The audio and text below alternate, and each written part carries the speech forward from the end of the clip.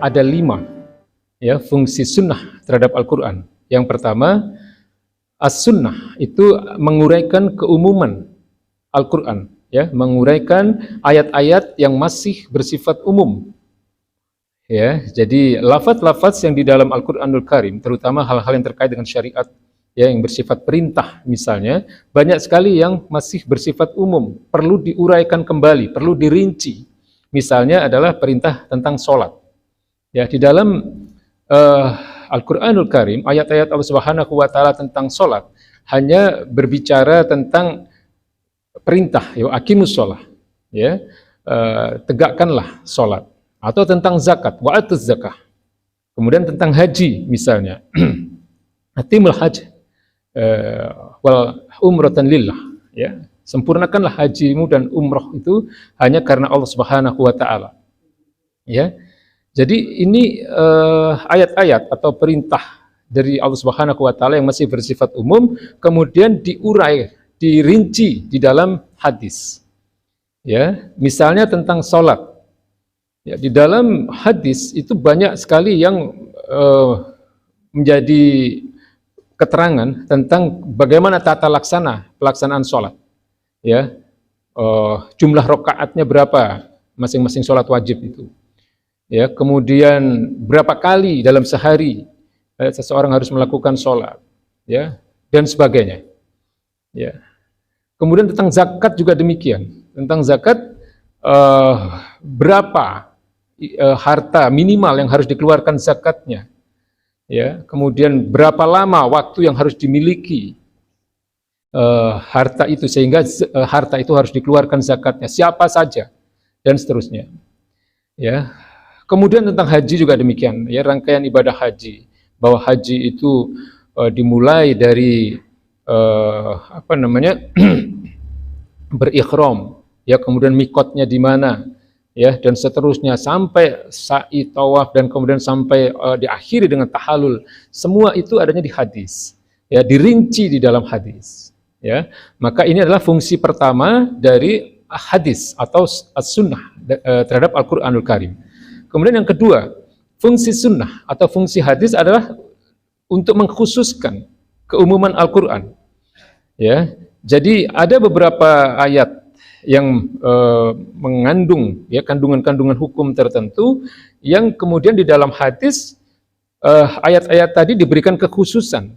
Ya, jadi misalnya tentang persoalan waris, di mana Allah Subhanahu wa Ta'ala berfirman, yusikumullahu fi auladikum lidzakari mithlu hasdil unsayain, ya, bahwa Allah itu mewajibkan, ya, kepada kalian, ya, tentang anak-anakmu, maksudnya dalam persoalan waris, bahwa seorang anak laki-laki itu mendapatkan 2 bagian dan anak perempuan mendapatkan 1 bagian, ya, dengan kata lain anak laki-laki mendapatkan 2 bagian dari anak perempuan, ya, 2:1.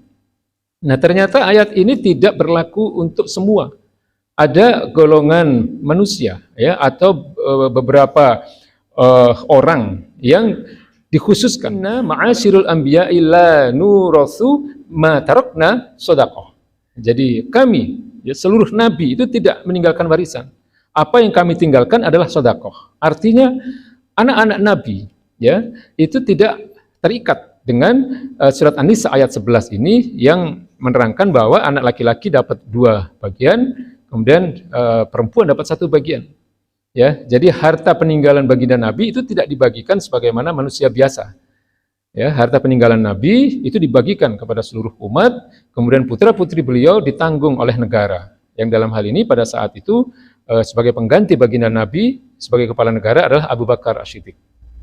Ya, di dalam kekhilafahan pada masa-masa beliau. Kemudian yang kedua, ada manusia-manusia tertentu yang dikhususkan yang tidak berhak menerima waris, ya, dari orang tuanya.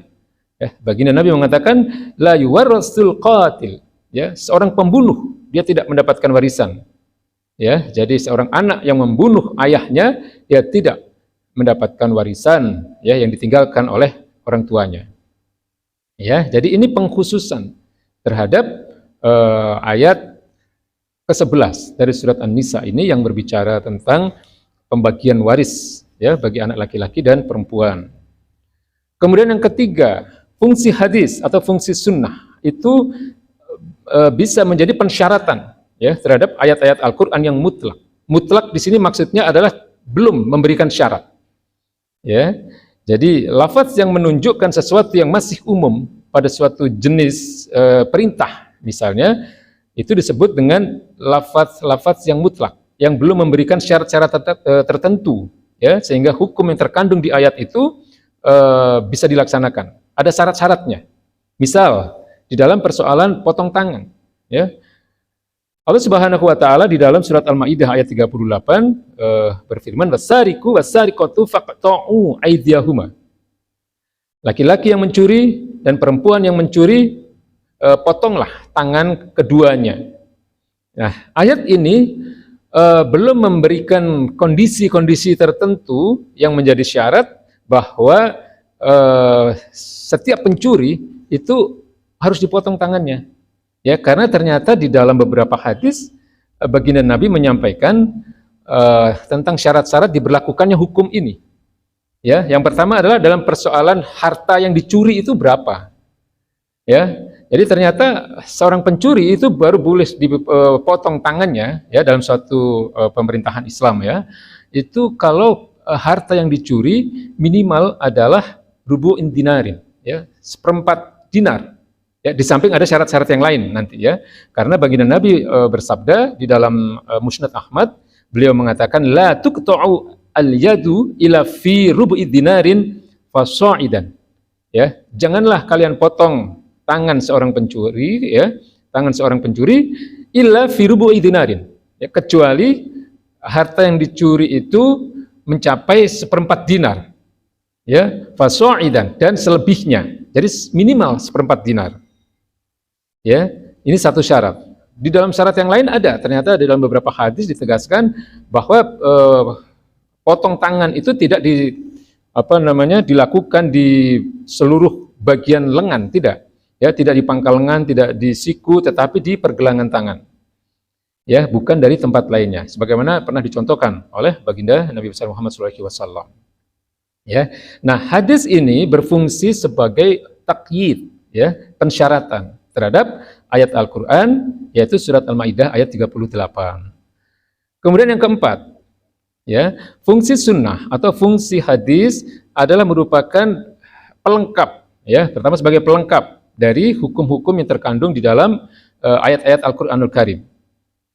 Misalnya di dalam surat An-Nisa ayat 23 yang memberikan penegasan tentang siapa-siapa wanita yang tidak boleh dinikahi.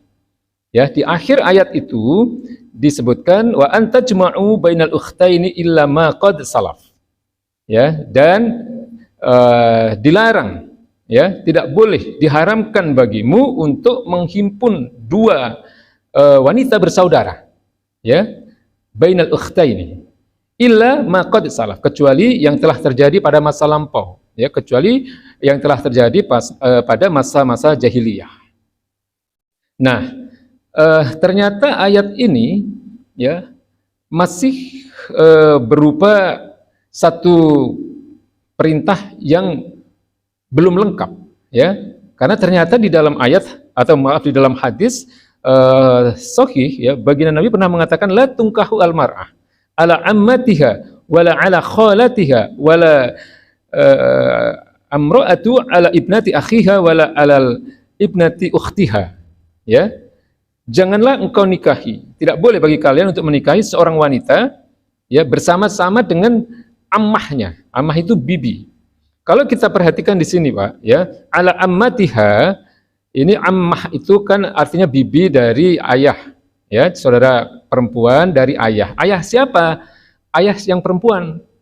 Ya, ammatiha di sini menunjukkan kata ganti perempuan.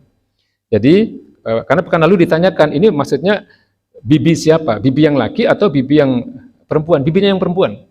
Kalau bibinya yang laki sudah jelas, ya, di dalam surat An-Nisa ayat 23 itu sudah dijelaskan di awal-awalnya.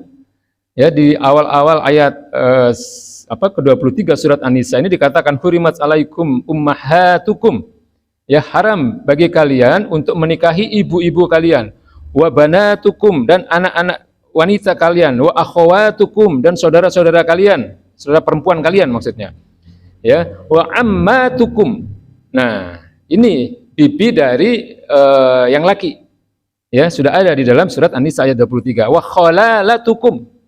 Ya, ini bibi yang perempuan dari yang laki, ya. Jadi paham maksudnya, Pak, ya, yang saya sampaikan ini ya. Jadi seorang laki-laki sudah jelas ya tidak boleh menikahi bibi dia sendiri, ya, baik bibi dari ayah maupun bibi dari ibunya. Nah, lalu hadis ini menerangkan tentang larangan atau pengharaman seorang laki-laki menikahi seorang wanita, ya, kemudian dia menikahi juga bibinya, bibi dari wanita itu.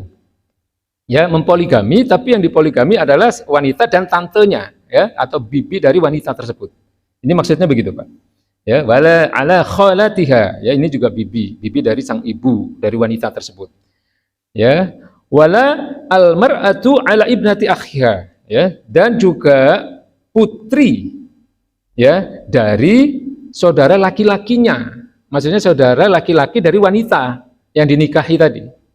Ya, keponakan maksudnya, tidak boleh. Ya, wala ala ibnati ukhtiha, dan juga tidak boleh menikahi putri dari saudara perempuan, ya, dari perempuan yang dinikahi tadi. Paham maksudnya, Pak, ya? Ya, keponakan dari sang wanita, tidak boleh, ya.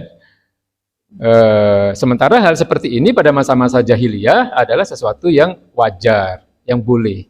Maka ayat ini turun untuk menghapus hukum-hukum jahiliyah yang dalam hal ini tidak memuliakan para wanita. Ya, jadi ayat ini untuk memuliakan para wanita, untuk memberikan penghormatan kepada para wanita. Tidak boleh sembarangan, ya, mempoligami atau melakukan ta'adud, ya, atau menikah lebih dari satu. Ya, sementara istri-istrinya itu ada yang saudara sekandung, ada yang dengan bibinya, ya, dengan keponakannya, tidak boleh.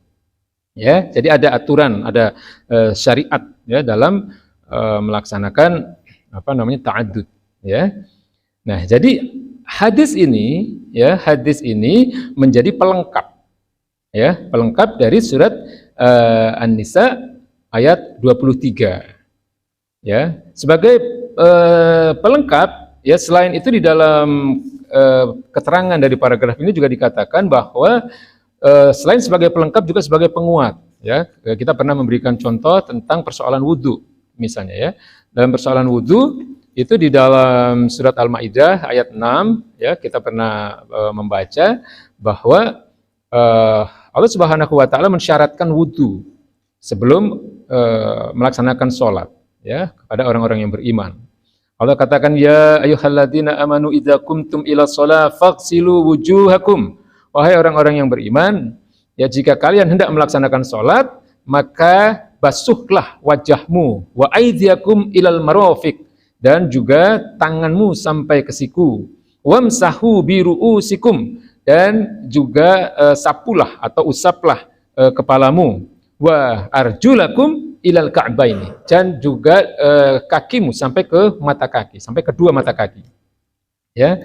Nah, ayat ini kemudian dipertegas oleh baginda Nabi dalam satu hadis yang sahih, di mana baginda Nabi pernah mengatakan, la tuqbalus shalah, tidak diterima salatnya seseorang, man ahdatsa, ya, yaitu orang-orang yang masih berhadas, hatta yatawaddo, sampai dia berwudu. Nah, hadis ini menjadi penguat dari surat Al-Maidah ayat 6 tadi yang menerangkan tentang wajibnya wudu sebelum pelaksanaan sholat. Ya, ini fungsi keempat, bahwa hadis atau sunnah itu berfungsi sebagai penguat, ya, pelengkap dan penguat dari ayat-ayat yang mengandung hukum-hukum tertentu di dalam Al-Qur'anul Karim. Nah, kemudian yang kelima, fungsi hadis atau fungsi sunnah itu adalah untuk menetapkan hukum-hukum baru yang tidak terdapat dalam Al-Qur'anul Karim. Jadi sama sekali tidak terkait dengan isi Al-Qur'an, ya, terpisah. Misal, ya, pengharaman terhadap keledai jinak, ya, nggak ada kaitannya dengan satu ayat pun yang ada dalam Al-Qur'anul Karim. Ya, karena ada dalam satu hadis baginda Nabi itu menghalalkan keledai liar. Baginda Nabi menghalalkan daging kuda, ya, tapi baginda Nabi mengharamkan keledai jinak dalam satu hadis. Atau pengharaman terhadap daging binatang-binatang yang bertaring, ya, dan setiap burung yang bercakar, artinya yang masuk ke dalam bagian binatang-binatang buas. Ya, ini juga adanya di hadis. Jadi dalam sunnah yang tidak terkait dengan hukum apapun yang terdapat di dalam ayat-ayat Al-Qur'anul Karim. Kemudian tentang keharaman memungut pajak. Ya, baginda Nabi pernah mengatakan la yadkhulul jannah ya sahibul maks, ya, tidak masuk surga para pemungut pajak. Ya, ini tidak terkait dengan apapun kandungan hukum yang ada dalam Al-Qur'anul Karim. Ya, karena ini merupakan hukum-hukum baru yang terdapat di dalam hadis atau di dalam sunnah. Ya, atau tentang penarikan hak milik atas tanah, ya, yang tidak dikelola oleh pemiliknya selama 3 tahun berturut-turut. Ya, karena Nabi itu memerintahkan setiap pemilik tanah untuk mengolah atau mengelola tanahnya segera agar bisa memberikan manfaat. Ya, boleh dijadikan sawah, boleh dijadikan kebun, boleh dijadikan kontrakan, ya, bisa ditempati dan seterusnya. Tapi kalau dibiarkan saja selama 3 tahun, ya, ada dalam satu hadis itu baginda Nabi melarang itu, dan kemudian para sahabat menyepakati bahwa waktu yang ditolerir adalah 3 tahun. Ya, jadi 3 tahunnya ini ijma sahabat, bukan hadis. Ya, tapi larangan untuk tidak mengelola atau tidak mengolah tanah tadi, atau dengan kata lain untuk segera mengolah tanah yang dimiliki, itu adanya di hadis. Ya, tapi masa 3 tahunnya itu merupakan kesepakatan para sahabat. Ya, kemudian ada hadis yang berbicara tentang kepemilikan sumber-sumber daya alam. Ya, baginda Nabi pernah mengatakan al-mu'minuna syuraka'u fi salasin. Ya, orang-orang beriman atau orang-orang Islam itu berserikat, artinya memiliki hak milik bersama atas 3 hal. Ya, pertama baginda Nabi mengatakan fil kala, dalam kepemilikan terhadap harta atau kandungan apapun yang ada di atas muka bumi. Ya, misalnya hasil kebun, yang hasil hutan, ya, tanah-tanah penggembalaan, ya, itu merupakan milik umum, ya, yang dikuasai oleh negara, tetapi hasilnya kemudian oleh negara harus diberikan kepada rakyatnya. Termasuk kemudian baginda Nabi mengatakan walma, ya, kekayaan alam yang terkandung di air, di perairan, di lautan, di danau, di samudra, ya, yang berisi harta kekayaan alam. Di situ ada ikan, ada rumput laut, ya, berbagai macam kekayaan alam itu diberikan oleh Allah Subhanahu wa taala untuk manusia pada umumnya, tidak boleh kemudian dikuasai oleh pribadi. Ya, termasuk kemudian baginda Nabi mengatakan wanar, juga dalam persoalan harta-harta nar, itu artinya api, ya, yang terkandung di dalam perut bumi, ya, seperti tambang batu bara, bahan bakar, gas, ya, minyak bumi, emas, perak, besi, dan seterusnya. Semua itu seharusnya, ya, baginda Nabi pernah mengatakan itu adalah milik umat, ya, milik manusia, ya, termasuk orang-orang yang tidak beragama Islam sebenarnya. Ya, kalau dikelola secara Islami, itu yang tidak beragama Islam pun akan diberikan itu haknya. Ya, jadi ini hadis-hadis atau ayat sunnah-sunnah yang merupakan hukum-hukum baru yang terpisah. Artinya tidak ada kaitannya dengan ayat-ayat yang ada di dalam Al-Qur'anul Karim. Ya, kandungan hukumnya merupakan kandungan-kandungan hukum yang baru yang tidak terdapat di dalam Al-Qur'anul Karim. Ya.